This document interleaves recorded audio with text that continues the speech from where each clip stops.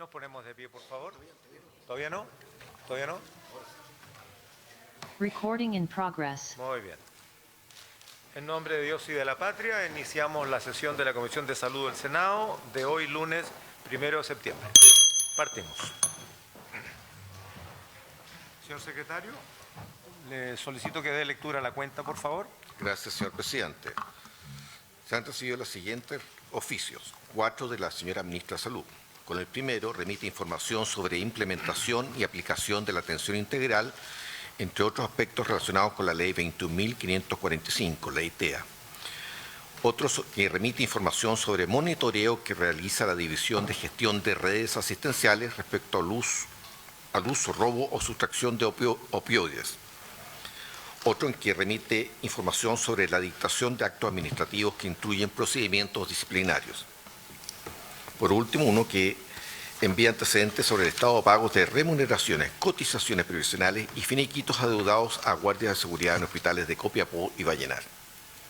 Por último, uno de la subsecretaria de Hacienda, con la que envía información sobre la demora de visación del servicio de salud de la región de O'Higgins para que el hospital de Marchihue reciba una donación de la Iglesia Mormona. Comunicaciones del asesor legislativo de la Subsecretaría de Salud Pública, con la que remite priorización legislativa del Ministerio de Salud.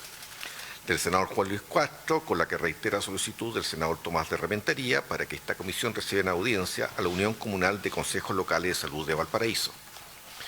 Solicitudes de audiencia del presidente de la Confederación Nacional Unión de Funcionarios Municipales de Chile para asistir al proyecto de ley que modifica el periodo de carencia del subsidio de incapacidad laboral por accidente o enfermedad común e introduce modificaciones en su aplicación al sector público. De la presidenta de la Comisión Ciudadana de Vigilancia y Control de la Ley, Ricardo Soto, para hacer entrega de copia de informes de esa comisión en los años 2023 y 2025. Del abogado señor Samuel Saavedra para exponer una propuesta de ley que aborde la falta de respuesta penal adecuada para la negligencia médica en partos y atenciones neonatales. Eso es todo, señor presidente. Los documentos están a vuestra disposición. Muchas gracias. Ofrezco la palabra sobre la cuenta. Senadora Órdenes. Muy bien. Respecto de la cuenta, entonces, están todos los oficios que fueron solicitados por miembros de esta comisión y que hoy día tenemos respuesta de acuerdo a lo que informó el señor secretario. Respecto de la solicitud de audiencia, recordemos que habíamos decidido dejar los días lunes para dar trámite a las solicitudes de los colegas por recibir a distintas instituciones y por lo tanto una vez terminemos el debate en general del proyecto de ley de eutanasia procederemos a recuperar, digamos, el día lunes para ese trámite, ¿no? Hay muchos temas pendientes que la comisión no puede eludir ni postergar. Respecto, bueno, ya sabemos lo que pasa con el proyecto de licencias médicas. Respecto de la solicitud de audiencia, cuando retomemos el asunto lo trataremos, digamos. Yo entiendo que esto depende de la mesa de trabajo. Y finalmente, la señora Camila Kirlan, yo creo que si necesita entregarle un informe a la comisión, lo puede hacer llegar para nosotros distribuirlo a los miembros de la comisión. No necesariamente tenemos que recibirla en la comisión, a no ser que haya un planteamiento muy concreto que requiera un espacio para poder exponerlo. Si no, si es para entregar un informe, sugeriríamos que le respondan, que lo haga llegar y nosotros lo transmitimos a todos, ¿no? Bien. Y lo que presenta el abogado será también parte de las audiencias que vamos a tener. Presidente, ha llegado una cuenta agregada, un cambio de comisiones, el senador Iván Moreira, que reemplaza al senador Sergio Gaona solo por el día de hoy. ¿Solo por el día de hoy? ¿Tampoco? Ah, muy bien, muy bien. Bienvenido, senador Moreira, a esta comisión. Siempre sabemos que usted es un aporte. Muy bien. Puntos varios, la senadora Órdenes tiene solicitud de tiempo. Senadora. Muchas gracias, presidente. Estos últimos días se dio a conocer que finalmente se van a inyectar los 73.000 millones de pesos para el plan operativo de reducción de las listas de espera. Yo quiero solicitar a la Comisión que oficiemos este anuncio respecto a este anuncio que anunció la ministra Aguilera junto al subsecretario de Redes Asistenciales para conocer a cabalidad cómo se van a distribuir estos recursos, porque lo que salió en la prensa es que este monto se asignará en 3 cuotas, pero no sabemos qué cuota le corresponde a cada uno de los servicios de salud en Chile. Entonces quiero conocer cuál es el monto que se le va a asignar a cada uno de los servicios de salud, de los 29 que existen en el país. Son 3 millones de personas que están en lista de espera, esto obviamente tiene sentido de urgencia y esto es algo que logramos también en el protocolo para la ley de presupuestos 2025, así que creo que es importante que conozcamos, al menos a nivel regional y a nivel de servicio de salud, cuánto es la asignación de estos recursos a los territorios. Gracias, presidente. Muy bien, muchas gracias. ¿Tomamos entonces el acuerdo de enviar oficio? ¿Sí? Se toma el acuerdo. Ministra, si quiere responder de inmediato. Sí, muchas gracias. Sobre el punto y agradeciendo la mención de la senadora, primero saludarlo, presidente, y a todos los senadores presentes y a los invitados también a la comisión.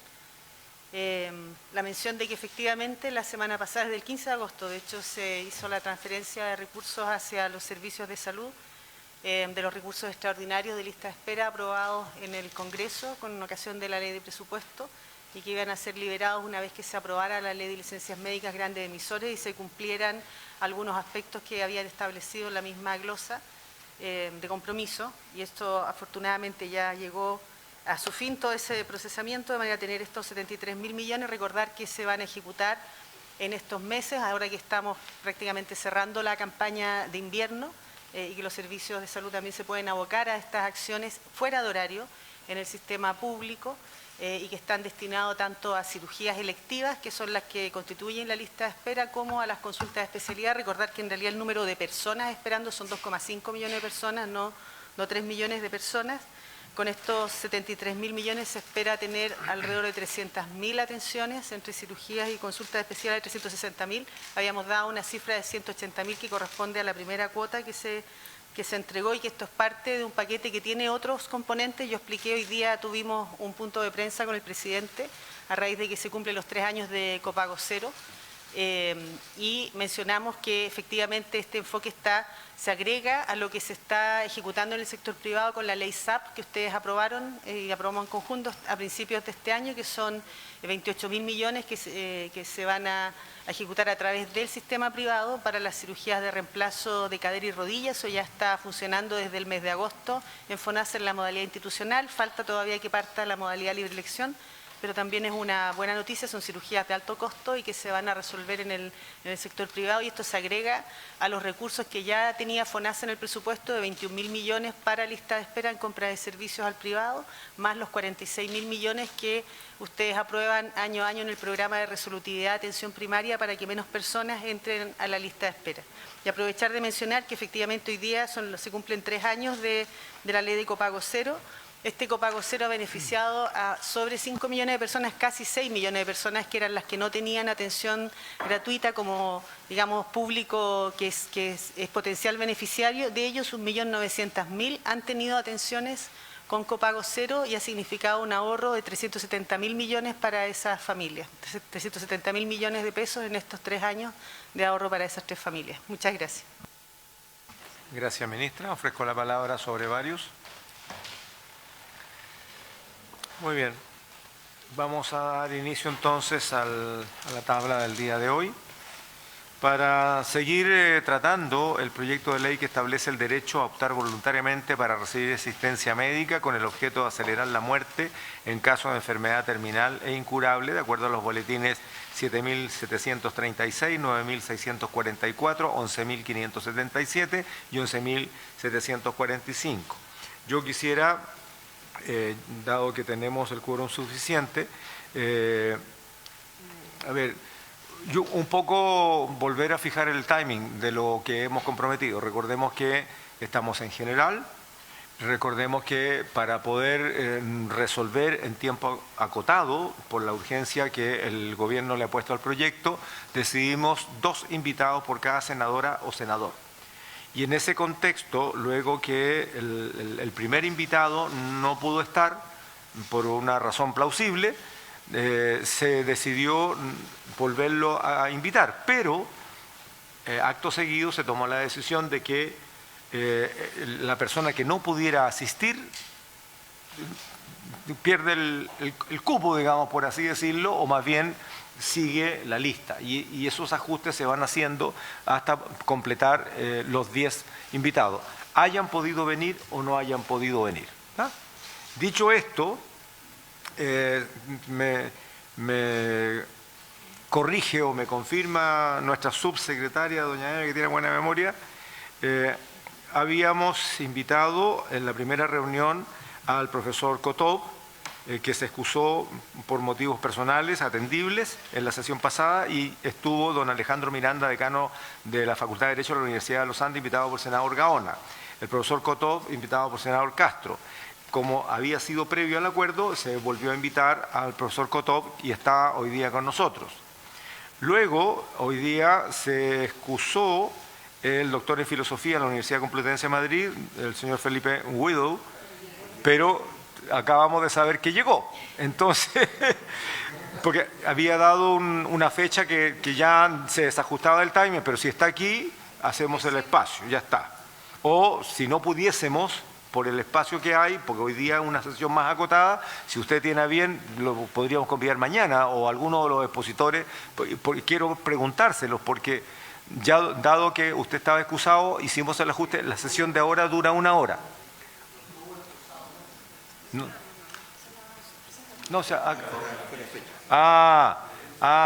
dice, sí, claro, dice, le confirmo mi disposición para exponer en la sesión del lunes 29. El lunes 29, fin de mes, estamos en semana regional y ya habremos votado en general para esa fecha.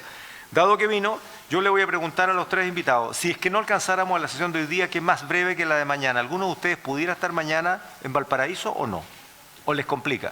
Pues si no, volvemos a hacer un ajuste. Eso sí es que no pueden, porque ojalá pudieran exponer los 3. Es que hay otras comisiones. Hay otras comisiones. Yo hoy día estoy complicado también. Yo a las 4 tengo que salir de acá, de la sede. 15 para las 4 podría ser. ¿Ya? Muy bien. Dicho esto, queda para mañana el cardenal Chomalí, invitado por el senador Chaguán, el señor Juan Carlos Bertoglio, se va a conectar por Zoom, invitado por el senador Flores, el señor don Juan Pablo Mañalich, invitado por la senadora Órdenes, que reemplaza al experto en bioética, don Alejandro Zúñiga, que no puede. Y el miércoles estaría la señora Moreira, que es una paciente peticionaria, invitada por el senador Castro, y doña Javiera Belolio, invitada por los senadores Gaona y Chaguán. ¿Eso es? ¿Está correcto? Muy bien.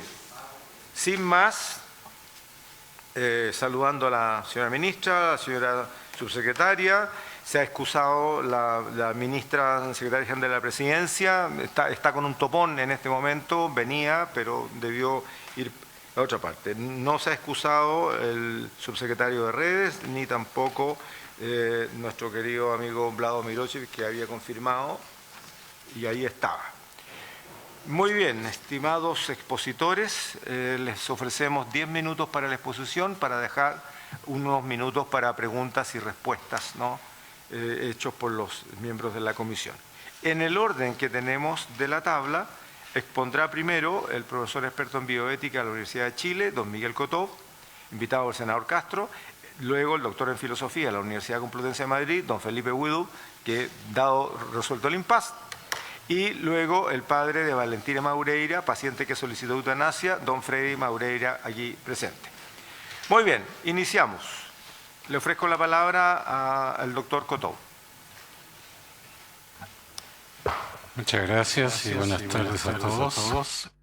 Lo que me propongo es mostrar un pequeño número de diapositivas en las cuales yo presento los 4 argumentos que siempre he presentado en otras ocasiones sobre condiciones que debe cumplir una solicitud de eutanasia. Le rogaría que pudiese acercar un poquito el micrófono, es direccional para dirigirlo hacia su boca, doctor Cotó. Bien.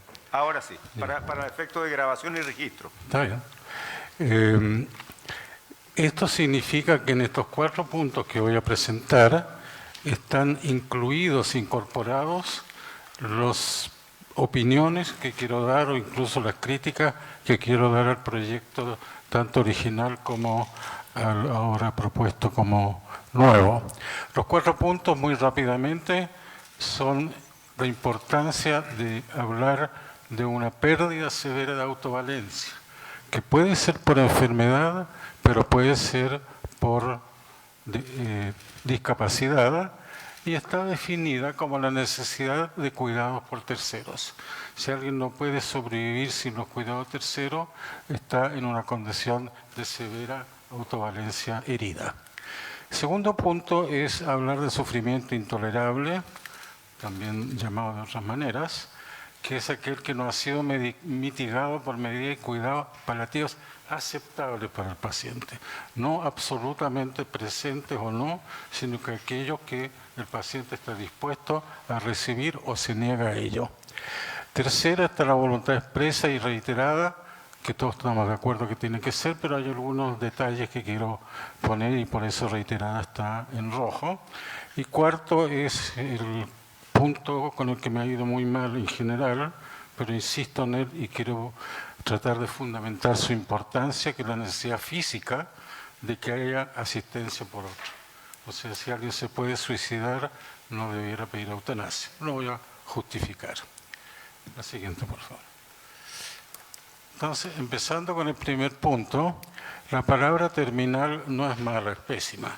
Es una palabra que no es médica, es una palabra que no se usa con los pacientes. Uno no le dice al paciente que está terminal, le dirá que está crítico, que no hay tratamiento, que está difícil, que pronóstico reservado, lo que quieran, pero la palabra terminal no dice nada y no deberá existir. Y la Universidad de Navarra incluso ha publicado el hecho de que terminal no significa muerte a corto plazo. Hay gente que con enfermedades terminales, sin embargo, sobreviven durante años, de manera que ni siquiera cumple esto de terminar con la vida en corto plazo. Me extrañó mucho que aparezca la palabra dolencia. Dolencia está bien para conversar entre la gente, pero no tiene ningún significado médico. O es sinónimo de enfermedad, entonces no hay para qué usarlo, o se refiere a indisposiciones y achaques, y eso no puede ser un material como para empezar a hablar de eutanasia. De manera que las veces, y no son pocas, en que aparece la palabra dolencia, yo creo que hay que seriamente tratar de modificarlo. En tercer lugar, aparece la pregunta por la disminución de capacidades o disminución severa de capacidades. Tampoco me dice mucho, no me dice nada. Son capacidades necesarias para sobrevivir que están comprometidas o son necesidades existenciales que hacen la vida difícil de seguir manejando. No es lo mismo ser discapaz de caminar, de ir al baño, que es una discapacidad severa, pero física, que haber perdido la capacidad de tocar el violín o el piano, siendo eso fundamental para la persona, quiere decir una discapacidad existencial severa. Hay que aclarar entonces de qué discapacidades o disminuciones se está hablando. En cuarto lugar, apareció que en el acápite 16, etcétera, dice enfermedad o dolencia seria e incurable. Otra vez la palabra dolencia. Y además es copulativo, no es solamente la enfermedad, sino que tiene que agregarle sufrimientos adicionales, o sea, son un conjunto de cosas y no solamente la gravedad de la enfermedad. Y, en la última frase, en el título de la enmienda, dice terminal e incurable. Entonces, ¿qué es lo que es? O incurable e incurable. Son dos cosas muy diferentes que yo creo que hay que aclarar. Ahora sí. En cuanto al sufrimiento intolerable, Claro, la palabra intolerable es muy general, es muy subjetiva, es muy difícil de evaluar desde afuera, pero se trata básicamente de sufrimientos que son tan intolerables que aunque hubiese un tratamiento paliativo o lo que sea, pero que no resuelve el sufrimiento, puede ser reclamado como inaceptable por el paciente, como sucede en muchas leyes de eutanasia. Me parece que es un poco ofensivo con el gremio médico hablar de ensañamiento. Aparece la palabra. Ensañamiento es una palabra que se usa en criminalística, pero no tiene que hacer en medicina, porque se supone que nosotros, por principio, no somos ensañadores ni encarnizados. De manera que eso lo sacaría. Desproporcionados no sirve. Viene del Vaticano, yo lo sé, pero lo que es desproporcionado hoy puede ser proporcionado mañana, de manera que no indica una situación estable. Es totalmente contextual, aquí puede ser desproporcionado, en otra parte no. Y la palabra inútil no sirve porque significa medicina fútil, y eso no existe. Si algo fútil ya no es medicina. Entonces hay que afinar un poco los términos porque están dando muchas posibilidades de ambigüedad. Problema de salud grave, vaguísimo, muy vago. No me dice nada y no me sirve como una introducción a solicitar una eutanasia porque tengo un problema de salud grave. Y certificado por 2 especialistas me parece que no tiene mucho sentido, es una especie de permisología indebida.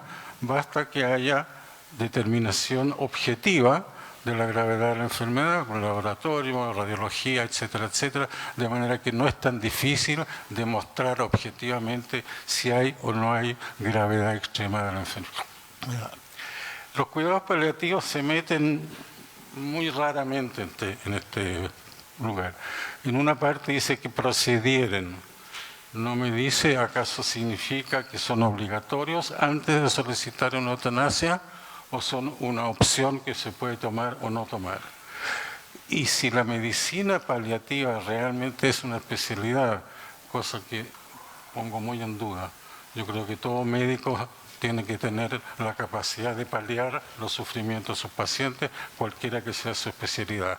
Yo soy oftalmólogo y si me va mal en el sentido el paciente tiene dolores o tiene un ojo que está permanente, no lo voy a mandar a un especialista, sino que es mi responsabilidad paliar todo lo que tenga que ver con la especialidad que ejerzo. Entonces, si fuese una medicina especial, cosa que yo pongo en duda, pero no es el momento de discutirlo, entonces pretende algo que no puede pretender, que es mejorar la calidad de vida de los pacientes. No es eso. La paliación trata de evitar sufrimiento, pero no puede mejorar la calidad de vida. Eso es un término difícil de manejar, pero totalmente inoportuno en una situación de medicina paliativa. Y si fuese realmente una especialidad, tendrá que tener su ley propia. Puede estar metido a medias en la ley de eutanasia que estamos discutiendo. En la siguiente, tenemos el problema de la expresa voluntad reiterada. Suena bien, pero vienen exigencias como voluntad razonada. ¿Quién decide lo que es razonado o no? ¿Y por qué tiene que ser razonado si yo estoy con todo mi cuerpo, con todo mi sufrimiento ahí? ¿Acaso razono muy bien o no? No va al caso. Pero en todo caso, ¿a quién le compete decidir si hay un razonamiento habilitante o no? Lo mismo sucede con la certificación de pleno uso de voluntad. Eso no se usa en medicina. En medicina se pide competencia en relación al problema que tiene. Yo puedo tener incompetencia para mis asuntos bancarios, pero tengo competencia para decidir si quiero vivir o no. De manera que esto hay que afinarlo más y decir competente para el problema que está enfrentando, que en este caso es pedir la muerte. Y no pleno uso, que sería, no sé cuántos de nosotros tenemos pleno uso de nuestras facultades mentales. También me parece que muy generalizador y complicante hablar de voluntad yo morir con 2 testigos ministros de fe, de una voluntad anticipada. Mucho lío. Es una cosas que voluntariamente yo hago en algún momento de mi vida y no tengo que juntar muchas cosas. ¿Acaso necesite un ministro feo o no? No lo sé. En principio bastaría con que yo tenga un documento firmado, autentificado, y eso es una voluntad anticipada. ¿Acaso se acepta o no? No está dicho. ¿Acaso tiene valor orientador o valor legal? No está aclarado, pero en todo caso, si no tiene más que una orientación posible, no tiene para qué complicarse tanto. Tan fuera de... Ya. Entonces pasemos a la segunda, que es la última, que es la más importante. Ya esto básicamente es lo mismo, es la siguiente. Esta es la que más me importa. El diputado Milosevic en su tiempo me alegó profundamente que le dije: la persona que se puede físicamente suicidar no tiene por qué solicitar ayuda a morir a terceros. Porque el tema de la mismidad, yo decido y ejecuto, es totalmente diferente de la alteridad entre decisor y el médico que lo ejecuta. ¿Qué significa esto? Que el querer morir no tiene ningún argumento diferente en la eutanasia que en el suicidio. Es solamente quien lo hace, ¿no? La dignidad o el derecho a vivir, el derecho a morir, o valen para los dos o no valen. Y como para el suicidio no vale nada porque todo es legalmente aceptable, no veo por qué se pueden introducir esos argumentos adicionales en la eutanasia. Lo que prima es la alteridad y la justificación de la alteridad. No me gusta el término de suicidio médicamente asistido porque de nuevo nos pone en la incógnita entre 1 y 2, es ambiguo. La ley, de hecho, parece que no distingue, da las dos opciones, pero yo creo que el paciente tiene que tener el derecho, si tiene ya el permiso, de acelerar su muerte, si quiere un suicidio asistido o si quiere una eutanasia.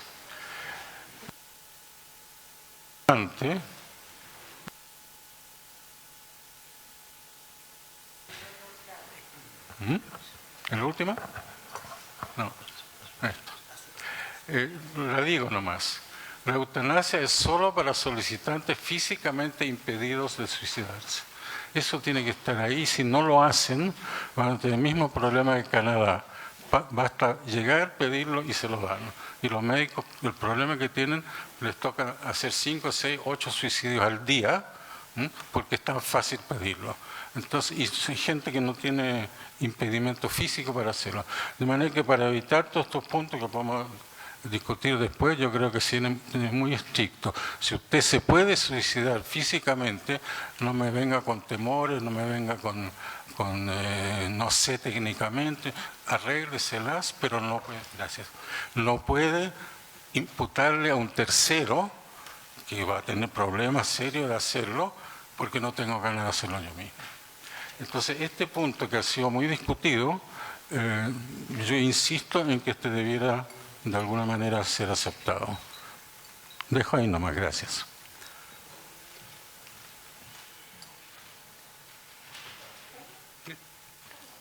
¿Ha terminado, doctor Cotó? ¿Sí? Sí. Por el tiempo. Muy bien. Muy bien. Muchas gracias. En todo caso, su exposición queda acá, entiendo, está en secretaría, ¿no? Muy bien. Muchas gracias. Las preguntas las dejaremos para el final de las 3 exposiciones, si alguien tiene para el doctor Cotó. Le ofrezco la palabra a don Felipe Widow, doctor en Filosofía de la Universidad Complutense de Madrid. Por favor, le ofrezco la palabra. Muchas gracias. Perdón. Muchas gracias. Con la venia del señor presidente, paso directamente a mi breve exposición. Primero quiero comenzar por ciertas precisiones que me parecen necesarias sobre el tema de la eutanasia en relación con este proyecto, ¿no? Primero, yo creo que podríamos ponernos de acuerdo en que entendemos en general por eutanasia la ocisión directa, es decir, la acción u omisión elegida en razón de su virtualidad para generar el resultado de la muerte, de sí mismo o de un tercero, en razón de circunstancias de sufrimiento y dolor que se juzgan intolerables. El presente proyecto se refiere a esta ocisión en cuanto se realiza con asistencia médica y parece restringirse esta asistencia a la administración de una sustancia que cause la muerte. Por lo menos así parece ser en el proyecto, ¿no? Esta ocisión puede ser propia si es que el paciente el que se administra a sí mismo la sustancia bajo supervisión médica, o ajena si es el médico el que la administra. El proyecto parece referirse a ambas posibilidades, ¿no? A su vez entendemos que puede ser voluntaria o involuntaria, ¿no? Respecto de la voluntariedad del sujeto que padece la acción eutanásica, ¿no? Evidentemente es voluntaria cuando él la solicita o ha manifestado su voluntad, es involuntaria cuando la decisión es tomada por terceros, independientemente de las circunstancias que lleven a esa decisión, ¿no? El proyecto excluiría la eutanasia involuntaria, ¿no? Exige la manifestación de la voluntad o la voluntad presente al momento de la eutanasia, ¿no? Luego la eutanasia, entendemos, podría ser activa u omisiva, ¿no? Es activa si consiste en una acción que concurre positivamente a terminar con la vida del sujeto, y es omisiva, en cambio, cuando consiste en la omisión de los medios necesarios para conservar la vida de un sujeto, ¿no? El presente proyecto parece excluir la ocisión omisiva, aunque introduce una referencia al ensañamiento terapéutico, es decir, al abuso de medios extraordinarios para conservar la vida de un paciente terminal, que genera cierta equivocidad o ambigüedad en esta materia, ¿no? En relación con los medios, con la distinción entre medio ordinario y extraordinario, es necesario hacer hincapié en el criterio de esa distinción, ¿no? Son medios ordinarios aquellos que, sin graves dificultades o inconvenientes, ofrece la medicina en las circunstancias concretas del paciente, y estos medios serían en principio siempre obligatorios, ¿no? Son medios extraordinarios, en cambio, aquellos que, aunque en algún sentido estén disponibles, suponen graves dificultades o inconvenientes en las circunstancias concretas del paciente y por lo tanto no serían obligatorios. Se suele llamar ensañamiento terapéutico precisamente a el abuso desproporcionado y pertinaz de medios extraordinarios, cuando ya la naturaleza muestra claramente la inutilidad o desproporción de los mismos, ¿no? Sin embargo, la determinación del carácter ordinario o extraordinario de un medio, como ya ha anticipado el doctor Cotto, no puede establecerse a priori ni universalmente, sino que siempre pasa por una determinación prudencial del caso concreto del paciente, de las circunstancias clínicas, de la sociedad, etc., ¿no? Esta distinción es bien importante porque en la discusión global sobre la eutanasia se ha dado muchas veces en torno a casos en los cuales esta distinción era lo crucial, ¿no? Pues se trataba de circunstancias en las que la muerte del paciente resultaba de la suspensión de medios evidentemente ordinarios, como la alimentación o la hidratación del paciente, ¿no? El presente proyecto, me parece a mí, es ambiguo respecto de este punto, aunque pareciera necesario concluir, por el principio de que quien puede lo más también puede lo menos, que si es lícito administrar al paciente una sustancia que le cause la muerte, parece que sería igualmente lícito simplemente dejarlo morir, ¿no? Es decir, la eutanasia omisiva, ¿no? Por supuesto, quizás con el supuesto de que ese dejarlo morir no causa en el paciente más dolor que el que se quiere evitar, ¿no? Pero parece que eso debería concluirse, ¿no? Hechas estas precisiones, que me parece que son importantes y que requieren cierta revisión del proyecto para que por lo menos tengamos claridad respecto de qué es lo que estamos discutiendo, me parece que revelan, en el fondo, una tensión o contradicción interior que a mí me parece insalvable, ¿no? Y que creo que es importante hacerse cargo de ella, indispensable hacerse cargo de ella, ¿no? Esta tensión, creo yo, es la que se advierte entre la definición de las condiciones y requisitos objetivos para solicitar la eutanasia, por una parte, y la plena autonomía del individuo que la solicita, por otra, aunque esta plena autonomía está de algún modo incorporada en esas condiciones o requisitos, ¿no? A su vez, las tensiones que voy a describir respecto de esto, creo que plantean una gran dificultad al argumento de la compasión, que se esgrime frecuentemente en esta misma comisión y en general el debate público. Efectivamente, parece que el impulso a la eutanasia tiene un sentido compasivo, ¿no?, frente al dolor insoportable de un tercero, ¿no? Vamos a estas tensiones, ¿no? La enumeración de requisitos y condiciones para poder acceder a la eutanasia, entre los cuales se encuentra la autonomía del individuo que la solicita, implica evidentemente que no basta la sola autonomía. No cualquiera puede solicitar la asistencia médica para morir, sino solo, cito el proyecto, una persona que padece problemas de salud graves e irremediables, lo cual se da cuando se le ha diagnosticado una enfermedad terminal o cumple las siguientes condiciones copulativamente, ¿no? A, tiene una enfermedad o dolencia seria e incurable, su situación médica se caracteriza por una disminución avanzada e irreversible de sus capacidades, esto era B. C, su enfermedad o dolencia o la disminución avanzada e irreversible de sus capacidades le ocasiona sufrimientos físicos persistentes e intolerables que no pueden ser aliviados en condiciones que considere aceptables, ¿no? Frente a esta descripción, me parece a mí que es necesario preguntarse, en primer lugar, el porqué de la restricción. Es decir, ¿por qué restringimos la eutanasia, la asistencia médica para morir, solo a los casos en los cuales se dan estos requisitos o condiciones, ¿no? A mí me parece innegable que lo que se haya implícito en tal restricción es la consideración del valor intrínseco e inconmensurable de la vida de una persona. En general entendemos como sociedad, más allá de nuestras divisiones o diferencias sobre cuestiones puntuales, entendemos como sociedad que la vida no es algo de la persona, de lo que pueda disponer libremente, sino que es la persona misma, ¿no? Y que la afirmación de la dignidad de la persona es equivalente a la afirmación de que la vida personal tiene valor y sentido. Por ello estamos dispuestos a restringir la autonomía individual, después de todo no somos una sociedad predominantemente libertaria, entre otros motivos, para impedir que las personas reduzcan su vida a objeto disponible, negando con ello la universal dignidad de la persona. Por ello, prohibimos que alguien se someta libremente a experiencias degradantes como sacrificios humanos, prácticas caníbales o experimentaciones científicas deshumanizantes, ¿no?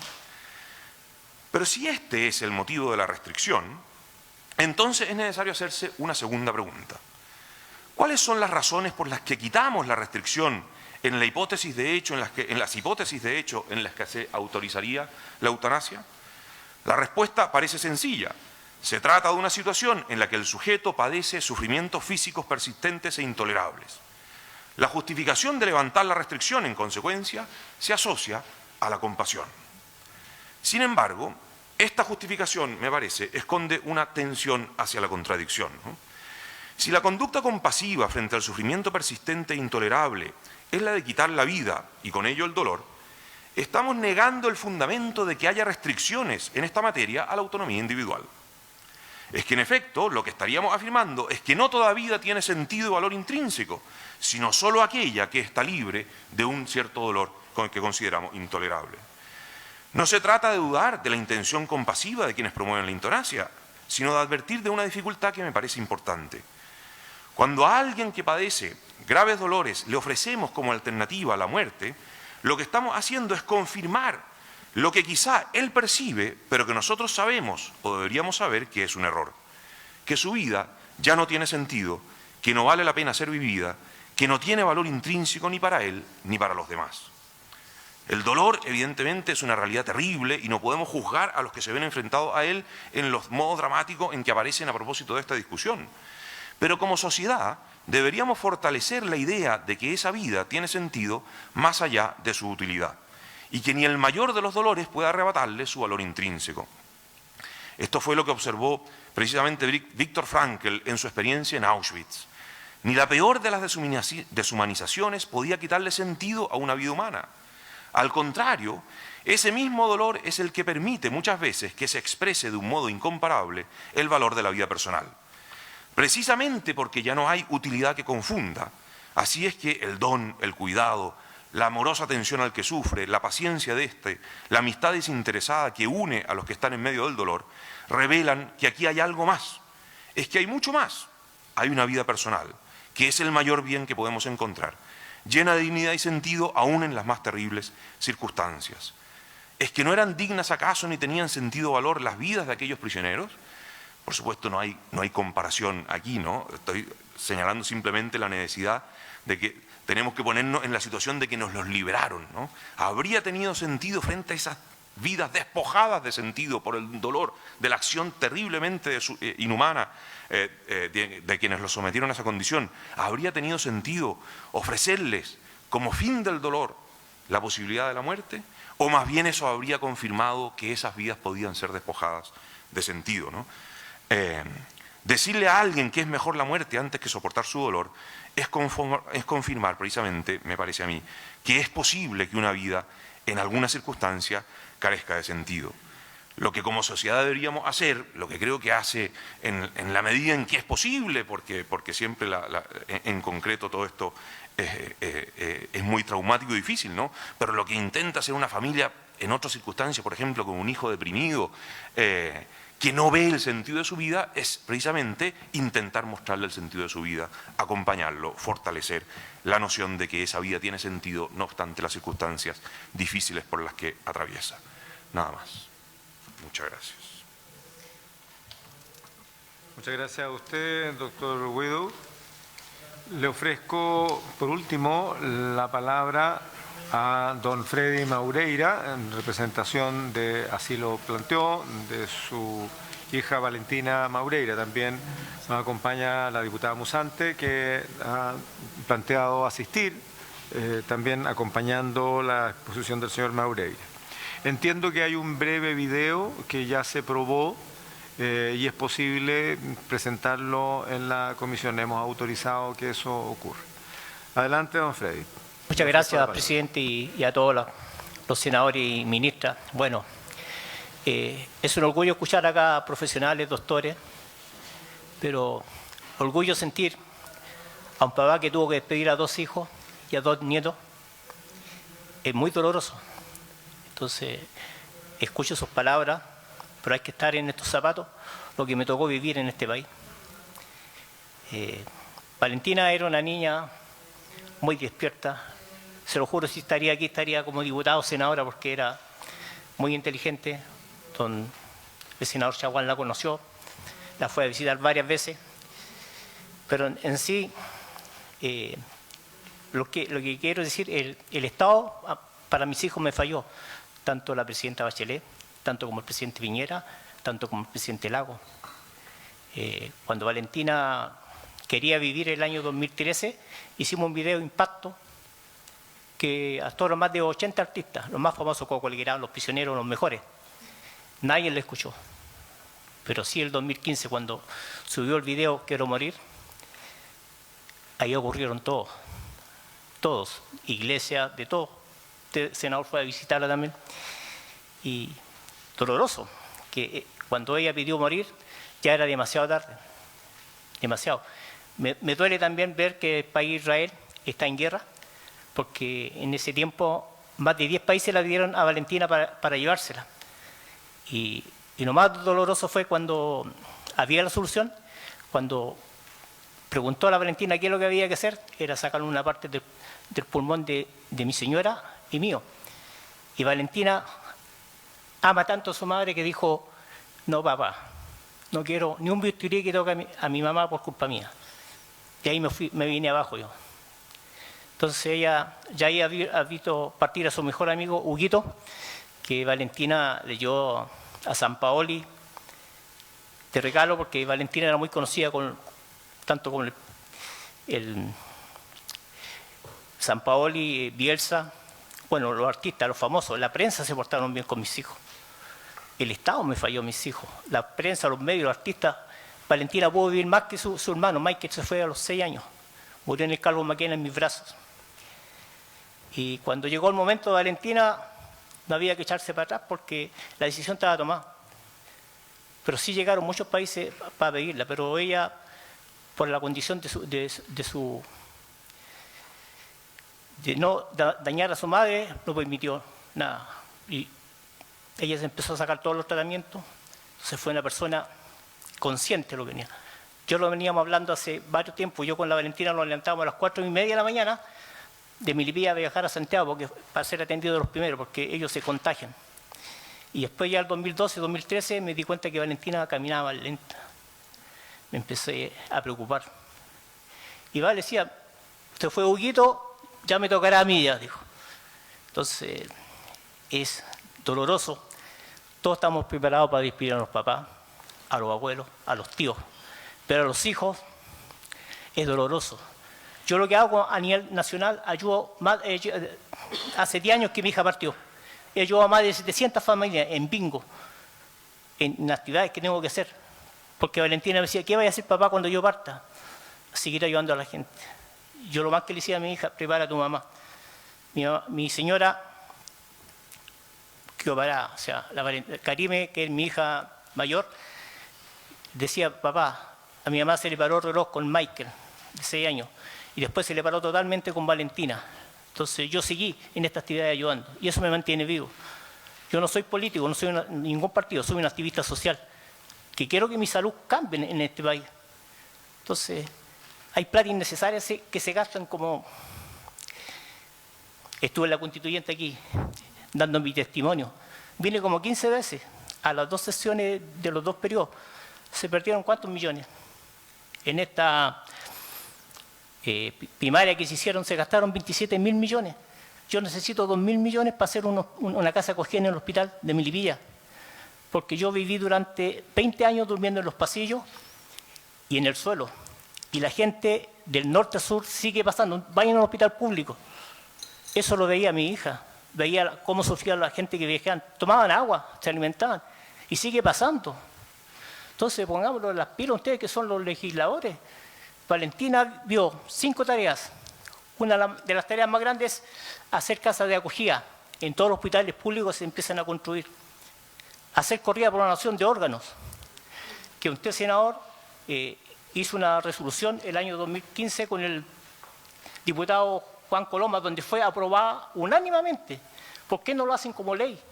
Yo he hablado con todas las municipalidades y están de acuerdo. ¿Qué es lo que más se gasta en una corrida? Escenario y sonido. Y todas las municipalidades los tienen. Es cosa de voluntad humana y política. Que se hagan la ley. Tanto diputada Camila, vean eso, hagan esa ley. Si ustedes fueron aprobados unánimemente en la resolución, ¿por qué no la hacen ley? Yo con el presidente Piñera me había conseguido 200 millones en la presidencia y 400 millones en el Ministerio del Deporte. Y después, 2 meses antes de que se acabara esto, me ofrecieron 18 millones para hacer en María Pinto. Les dije que no. Las promesas se cumplen. O sea, 600 millones habían para hacer corrida a nivel nacional. Si ustedes ven los logotipos que les dejé, hicimos muchas carreras y íbamos como avión. Vino la pandemia, igual hicimos una corrida a nivel nacional y en mundial con la Erika Olivera. Y de ahí no se ha hecho nada más. Entonces, yo por no tener órganos, perdí 2 hijos a tiempo. Entonces, si hubieran estado mis órganos a tiempo, a lo mejor Valentina estaría aquí hablando, no yo. Porque yo lucho lo que me jodo yo. Esto me mantiene vivo.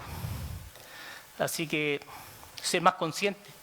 Mi mamá la mataron en el hospital de Melipilla, de 95 años. Se dio el diagnóstico para operarle en la noche y después se dejó y murió de un paro cardíaco por dolor. Mi papá también me pedía. Mi papá vivió una muerte digna en la casa porque se despidió de todos nosotros, pero también pedía la eutanasia. Mi cuñado también, falleció hace 2 años, también me pedía la eutanasia. Mi hija, que es Karime, que está en Serena, me debe estar viendo. Decía, mi postura como hermana siempre fue en contra, hasta que me tocó ver el dolor y desesperación de ya no querer sufrir más, mi hermana Valentina. Nadie sabe lo terrible que es ver una de las personas que amas rogando por poder respirar normal. Si normal algo para la mayoría hacemos como si nada, para mi hermana cada respiración era un dolor. Jamás olvidaré lo que ella me dijo, que estaba acá por nosotros, su familia. Creo que nadie puede estar encima del buen vivir y morir con dignidad. Nos la estamos dando acá en Chile la dignidad a la muerte. Morir con dignidad se refiere al derecho de una persona de tomar decisiones sobre cómo y cuándo enfrentar el final de su vida, especialmente en situaciones de enfermedad terminal o sufrimiento intenso. Implica la posibilidad de recibir cuidados paliativos adecuados para controlar el dolor y otros síntomas, así como la opción de rechazar el tratamiento que prolonga la agonía en forma innecesaria. En algunos casos también puede incluir la posibilidad de acceder a la eutanasia o al suicidio asistido en circunstancias específicas, bajo estrictas condiciones legales. Mi postura en la actualidad es a favor de la eutanasia. Mi hijo Alexis, le pedí también, es que si yo llegara viejo con 1 millón de achaques que alteraron la vida de mi hija por los cuidados, prefería optar como decisión propia que me dieran la eutanasia. Mi señora está en contra. Entonces, si usted ve en los medios nacionales, yo estoy en todos los medios, tanto radio, el 80% la gente quiere la eutanasia. ¿Por qué les digo esto? Esto no depende de 150 diputados, ni 50 senadores, ni el presidente. Esto depende de 20 millones de chilenos. Y lo más importante, la familia toma la decisión. ¿Por qué tanto egoísmo? Entonces, me tocó vivir lo duro y lo sigo viviendo. Tengo un nieto ahora con TEA también. Tengo mi hermana con cáncer, un sobrino que ha querido suicidarse 6 veces, la ministra está de testigo, me ha ayudado mucho. Entonces, eso es lo que estoy pidiendo, que sean con mente más amplia. Uno de los opositores dijo que en Canadá se habían matado 15.343.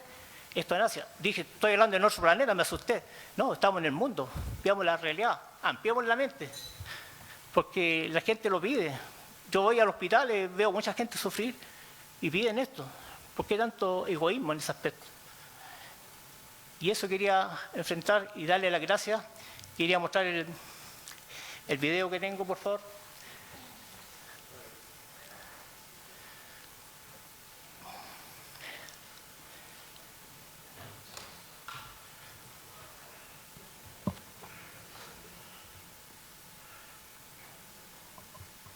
Un segundo que tengo que poner audio.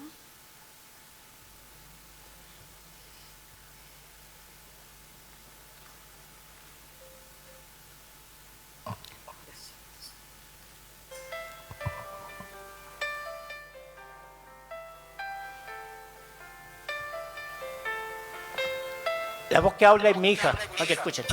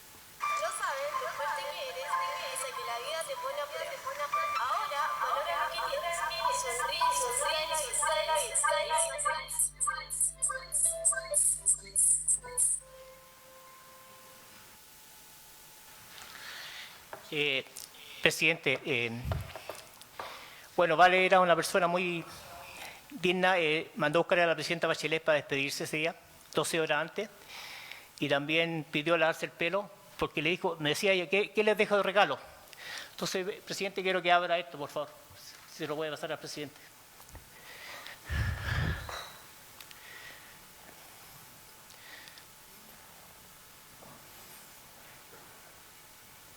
Para que lo muestre acá. Sácalo, por favor, presidente. La Vale tenía el pelo muy largo. Pidió que se lo lavara, aloróselo y está alor. hace 10 años que no se abría. Entonces, ella me da la fuerza para ayudar a la gente, pero sí quiero que la salud sea más digna.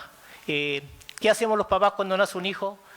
Todos contentos, alegres. La muerte tiene que ser igual, estimados, digna. Y en Chile nosotros la estamos dando a la gente más pobre, se lo juro. Yo lo veo cada momento. Y eso, ser consciente en sus decisiones. Si nos la está dando el país, por favor, los papás luchen y sean más mente abierta. Cuando Valentina ese día pidió la eutanasia, llegaron obispos, llegaron pastores y me decían, ¿por qué apoyaba a mi hija? Y yo le dije a ellos, a cada uno de ellos,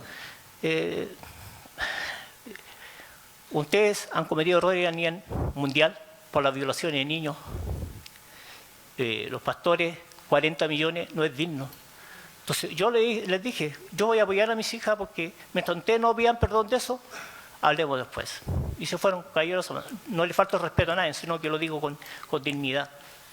Entonces, esto lo vivió un chileno y han vivido otras personas también en la misma situación. Así que les pido que tengan una mente amplia en sus decisiones. Muchas gracias. Muchas gracias a usted, señor Maureira. Ofrezco la palabra. Senador Chaguán había pedido. Sí. Primero, quiero contar que yo conozco a Freddy hace muchos años. Yo fui abogado ad honorem gratuito de la agrupación de padres y niños con fibrosis quística. Y cuando, y además, muy cercano a los papás de Huguito y de Franco, que todavía está dando la pelea, que lo tenemos todavía ahí en el hospital del tórax, tratando de salir adelante. Cuando ocurre la situación de Valentina, yo estuve acompañando ese proceso. Me tocó también llamar a la presidenta Bachelet para que pudiera ir a verla, y la presidenta gentilmente tuvo la buena disposición de ir a acompañarla. Y se entrevistó con ella. Lo hicimos también con el presidente Piñera. El presidente Piñera también estuvo acompañando a la Valentina. Yo tuve una conversación con Valentina muy honesta. La Valentina quería cumplir muchos sueños. Primero, la Valentina quería vivir. Y eso quiero decirlo. La lucha que dio Valentina es por la vida. Se lo quiero decir. Quiero ponerlo también sobre esta mesa, porque ella decía, ¿cómo llamó la atención respecto a la fibrosis quística? Y yo quiero ponerlo en contexto, porque la Valentina decía, se habían hecho todas las campañas había y por haber para que la fibrosis quística fuese una prioridad. La ministra sabe, de haber presentado recursos de protección para acceso a nuevos medicamentos. La pasión por la fibrosis quística en particular comenzó en aquel entonces, cuando yo veía que a Robespierre Gaete se nos iba a los 7 años, y podría nombrarle cuántos niños de la agrupación que se nos iban a muy temprana edad. Por eso, cuando hay a disposición un medicamento que logra ir en apoyo de determinadas mutaciones, cuando los niños están con pseudomonas, no tienen acceso, están con bacterias, se contaminan en el Carlos Maquena porque no tenían acceso a un lugar donde tener unas condiciones sanitarias mínimas de aislamiento. Cuando ahora todavía estamos dando la pelea por la coniosa, que la sacamos del país con sus padres a los meses de edad, se fue a Italia a atenderse por una fundación, volvió, y hoy día está en este minuto todavía con problemas en el hospital. Hemos tenido muy buena recepción de la ex ministra y la directora, que nos ha ayudado tanto con Franco como también con la Connie. Entonces, contarles que este es un tema. La conversación que tuve con ella me dijo, mira, hemos hecho todo lo que he podido. Todo lo que he podido. Entonces, cuando le llega, decía, mire, vamos a ver si podemos ir en ayuda suya. No, yo no estoy peleando por mí. Lo que decía la Valentina, estoy peleando por todos los niños con fibrosis quística que no tienen condiciones de aislamiento mínimas en el Carlos Maquera. Entonces, los niños llegan, no se les cumple el proceso de 21 días de aislamiento. Todavía, hoy día, la Connie se fue del hospital con 10 días de aislamiento y está complicada también, hoy día. Entonces, me estaba llamando el papá hace unos minutos atrás. Entonces, pero la pelea que daba la Valentina era por la vida. Entonces dijo, ¿cómo yo llamo la atención? Y es una niña brillante. O sea, yo he visto pocas niñas tan brillantes, muy consciente de su situación, muy consciente de que estaba jugándose los últimos minutos, y dijo, ¿sabe qué más? Hizo un acto de audacia para llamar la atención respecto a la fibrosis. Pero la Valentina quería vivir. La Valentina no quería morir. Quería vivir. Y hemos acompañado al papá. A Freddy lo hemos acompañado, bueno, la diputada Musante, hemos ido al IND a pedir recursos, hemos golpeado todas las puertas, presentamos proyectos de resolución, pero la Valentina quería vivir. Y efectivamente no había disponibilidad y de esto ha hecho un apostolado Freddy. Freddy ha hecho un apostolado. Yo te quiero dar gracias por haberme permitido haberme acercado contigo en forma anónima durante tanto tiempo, pero se consiguieron corridas, se consiguieron escribir una película. Senador Chaguán. Sí, con esto termino. Pero es que esto es un tema demasiado sensible. Si me permite un segundo, porque no es cualquier, no estoy hablando de cualquier cosa, estoy hablando. Sí, sí, termino. Entonces, Valentina sería feliz, más que con esta ley, yo quiero decirlo con toda, estaría con casas de acogida en los hospitales, estaría feliz con la posibilidad de tener tranquilidad. Si lo que vivió, estoy hablando de un padre que ya había muerto un hijo con fibrosis quística. Esta era la segunda hija que se le moría con fibrosis quística. O sea, estamos hablando de, esos son los dramas. Entonces yo con esto termino. A mí me gustaría que el legado de Valentina fuese la posibilidad de contar con casas de acogida en los hospitales, de entender que acá no son números los que están ahí, son personas que tienen familia. El día del funeral, en Melipilla, yo acompañé a Freddy, cumplió a lo mejor el sueño más profundo de Valentina, que los papás se casaran. Y los papás en el acto del funeral, en el gimnasio, se casaron cumpliendo la voluntad justamente de Valentina. Valentina quería profundamente la vida. Muchas gracias, presidente. Gracias, Freddy. Gracias, senador Chaguán. Senadora Órdenes, diputada Musante. Muchas gracias, presidente. Quiero saludar a los expositores y también agradecer el testimonio de don Freddy. A ver, este debate sobre la eutanasia tuvo una década en la Cámara de Diputados porque no es sencillo y además se ven otros proyectos, ¿no?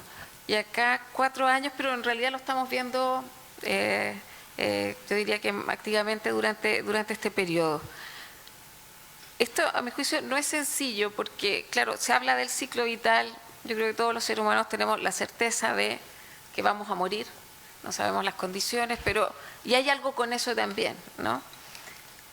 Yo la pregunta que me hago es ¿qué rol juega el Estado en esta conversación? Yo llevaría un poco el tono hacia allá y creo que como Poder Legislativo también a lo que estamos hoy día mandatados es a ver cómo abordamos una situación que tiene miradas distintas como muchas otras cosas.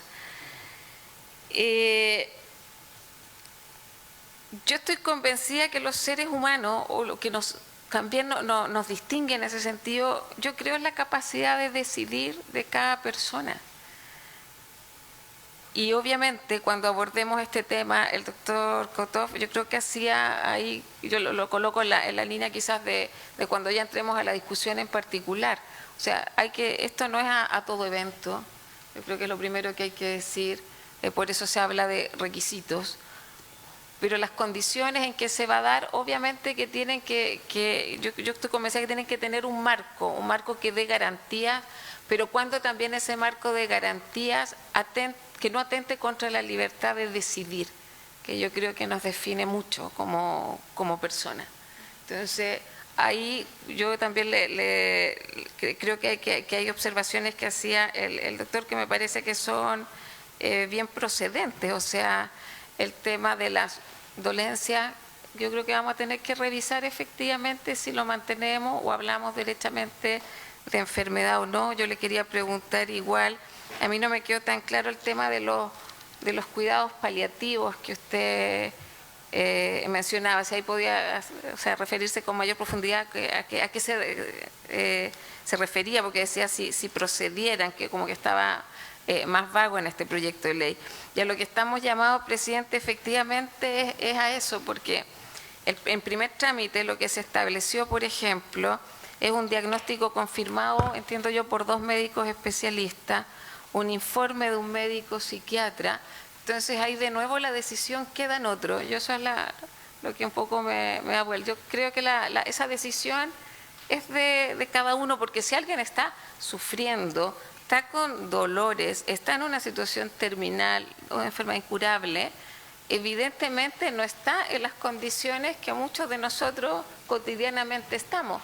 Entonces, alguien no podría cuestionar la lucidez de esa persona para tener la capacidad de decidir por una muerte digna. Entonces, yo creo que el tema de los requisitos son temas bien importantes y creo que vamos a tener que hacer un trabajo ahí bien, no sé, hay que conversarlo, pero creo que hay, a mí el tema de tanta confirmación sobre la decisión de otro, no sé si ahí estamos entrando en quizás en una suerte de trampa, en el sentido de que finalmente no estamos respetando la decisión de otro. Yo sí creo que tiene que tener condiciones, no a todo evento, pero claramente creo que hay que revisar esos puntos. Y bueno, yo siempre los testimonios no los comento, don Freddy, por lo mismo que he dicho anteriormente.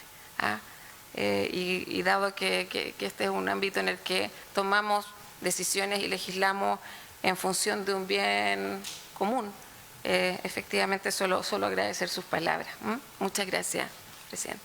Gracias, senadora. Antes de dar la última palabra, debo decir que estamos escuchando en relación al proyecto que nos llegó de la Cámara. Conocemos las indicaciones, no obstante, las indicaciones van a poder ser formalmente incluidas en el debate una vez que votemos en general, si es que este fuese aprobado en la sala. Recordemos que nuestro voto es referencial, no es una condición previa que prevalezca en la sala. Si la sala aprobare en general, regresa a la comisión y en ese escenario entonces comenzamos la discusión en particular con las indicaciones del Ejecutivo que ya están presentadas, pero nosotros formalmente no las podemos considerar en este debate. Las conocemos, sabemos cuáles son las modificaciones que hay, pero el documento base de análisis y discusión es el proyecto. Dicho esto, le ofrezco la palabra a la diputada Mosante. Gracias, presidente. También quiero agradecer los expositores y sus presentaciones, pero por sobre todas las cosas valoro muchísimo la valentía y el testimonio de don Freddy Maureira, a quien tengo oportunidad de conocer desde hace un tiempo, que no conocía a Valentina, pero sí la conocí a través suyo, por la fuerza de tocar tantas puertas, de ser capaz de llegar a todos los ministerios, a todos los parlamentarios, sacar adelante proyectos de resolución, generar conciencia en nosotros de lo importante que es no solamente que hoy día se consagre el derecho a la eutanasia, a la muerte digna, sino también de todas las tareas que nos dejó Valentina, de trabajar para tener conciencia por la donación de órganos, de trabajar por tener una mejor calidad de atención en los hospitales, de tener una casa de acogida. ¿Por qué no soñar con aquellas cosas y estas tareas tan relevantes que nos dejó su hija, por su intermedio, presidente? Yo sé que si bien acá se está legislando respecto al proyecto de ley de eutanasia y que no tengo la menor duda de que se van a hacer modificaciones para que pueda salir adelante, también creo que los parlamentarios estamos llamados a escuchar los testimonios de quienes han sufrido el no tener esta alternativa. Lo decía la senadora anteriormente, el no tener una opción. Y también lo comentaba el senador Chaguán, ¿por qué no han salido adelante proyectos donde se genere conciencia respecto a la importancia de la donación de órganos, por ejemplo, para no tener que llegar a esta última salida, ¿verdad?, que es el ya pensar en una muerte digna? Entonces creo que hay muchas etapas antes y Valentina, creo que la misión o el principal mensaje que nos dejó es que ella pensaba en los otros niños que estaban en su situación. Y de hecho, hay otros niños que están en su situación. Y esto lo tienen todos, entiendo, en sus respectivos asientos. La situación de Rafael, que no tiene la misma condición que tenía Valentina, tiene distrofia muscular de Duchenne, pero que hoy día está juntando dinero para poder realizarse un tratamiento y queriendo tener esperanza para no tener que optar por una última salida, ¿no? Entonces, eso es lo que nos convoca hoy día. Vuelvo a agradecer nuevamente la valentía de don Freddy estar acá compartiendo su testimonio y, por cierto, ojalá esperar que a todos los parlamentarios nos impregne ese mismo ánimo a la hora de legislar. Gracias, presidente. Gracias, diputada. Ofrezco la palabra. Señor Maureira, ya para cerrar. Quería viajar un poquito a ustedes, senador y presidente, su hija Xiomara, Magdalena, o Francisco, o Felipe, su hijo, diputado Mirosevich. Los quiero hacer pensar un poquito que salen sus hijos o tienen un accidente y quedan de aquí para abajo para Bélgica, Puerto. Y ellos le van a pedir esto. Se lo juro que lo van a pedir. Como decía usted, senador, Valentina quería vivir. 2012 hicimos lo más grande, pensó los demás. Entonces, sus hijos le van a pedir esto cuando queden así. Y ahí van a estar ustedes, se van a acordar de Valentina. ¿Por qué no hacen esta ley? Les puede pasar a ustedes. Tienen hijos, usted también, senador. Entonces, les pido eso, sean conscientes, abrir la mente. Estas tareas las dejó con una presidenta Bachelet. Eran 21 tareas y la fueron eligiendo. Y Valentina, 12 horas antes de partir, mandó a buscar a la presidenta porque ella seguía su hora. Y lo más que le dijo a la Valentina, que yo estaba testigo que se incomodó a la presidenta, presidenta, deme la mano como mamá y como presidenta, cumpla lo que hablamos la primera vez. Y por eso se hicieron esas corridas. Íbamos como avión. 2015 hicimos la corrida en el Parque O'Higgins, el 2017 hicimos en 10 ciudades. Íbamos como avión, eran más grandes. El 2021, plena pandemia, hicimos una corrida a nivel nacional y mundial, una corrida virtual. Y de ahí nada más. Entonces, ¿cuánta gente se ha muerto por no tener órgano a tiempo? Entonces, era una persona que miraba más allá de nosotros. Entonces, Valentina me decía a mí, si volvieran a hacer, hay video en programa, estos padres quiero tenerlos de nuevo. Porque ella pensó, papá, yo hice los eventos más grandes en Melipilla, Prisionero, Coco Legrand, los más grandes artistas, pero no conseguí salvar a mi hija, pero sí me estoy contento porque a mis hijos nunca les faltó nada, nunca, al Mike ni a la Valentina, pero sí como papá nosotros lo pasamos mal y la gente mayor lo sigue pasando mal, así que por favor amplíen su mente, por eso lo puse en ejercicio, si les pasa algo a sus hijos pueden estar en esas condiciones. Muchas gracias. Muy bien. Si no hay más palabras solicitadas o alguno de los expositores que quiera volver a insistir en alguno de sus... Sí, buen punto, senadora Órdenes preguntó por los cuidados paliativos. Lo que ocurre es que en el actual proyecto se decidió abstraerse de mantener el contenido de paliativos porque tiene una ley particular, especial, ¿no? Hay una razón para eso y eso fue explicado en la comisión, ¿ya? Sí, tranquila, senadora, sí, te estoy haciendo uso de la palabra, ¿no?, antes de darle la palabra al expositor. Pero quería señalar eso, por esa razón no está en el proyecto, es lo que ha explicado el Ejecutivo y va a ser parte del análisis que tenemos que hacer y debatir en consecuencia. Señor Cotobo, le ofrezco la palabra. Bueno, eso es ciertamente, no sé si estoy bien porque tenía entendido que íbamos a discutir el proyecto y opinar sobre el proyecto. Estamos en una cosa muy importante pero diversa. Pero en fin, justamente eso es lo que dije, que los cuidados paliativos, si realmente tienen valor, no tienen nada que ver con la ley de eutanasia. hagan una ley de paliativos, pero mencionarlos y poner frases ambiguas si procediere, eso enreda. Entonces, ningún problema con los cuidados paliativos, pero fuera de esta ley. Pues esta ley se trata de eutanasia. Quiero hacer 2 o 3 observaciones si que alcanza el tiempo. El profesor Guido dijo que habían varios tipos de eutanasia. Yo discrepo con eso. Estamos hablando de eutanasia activa. Todo lo demás es otro cuento. Esta es una ley que pretende validar o no una eutanasia activa. Ni la involuntaria, ni la cacotanasia, todos estos términos no sirven. Segundo punto importante, este compasivo que suena muy bien, es pésimo. En Colombia, donde demoraron muchos años entre una ley de eutanasia, pasaron por un puente que se llamaba homicidio compasivo, que trataba de legalizar o despenalizar el homicidio cuando había un compromiso compasivo. No anduvo eso, y por eso que tienen ahora una ley de eutanasia donde esto no tiene cabida. Compasión y dignidad y esas cosas, si nosotros para el suicidio no ponemos esos argumentos, no ponemos el argumento, mira, la vida tiene sentido. El que decide suicidarse se suicida. Podemos tratar de convencerlo, pero básicamente no podemos decirle, mira, tu vida tiene sentido, yo no la veo, me voy. Y eso mismo tiene que valer para la eutanasia. Si lo único que cambia es quién comete la muerte, ¿no? Si para el suicidio no hay otras condiciones, tipo dignidad, tipo respeto por la vida, tipo santidad de la vida, tampoco pueden ser argumentos para la eutanasia.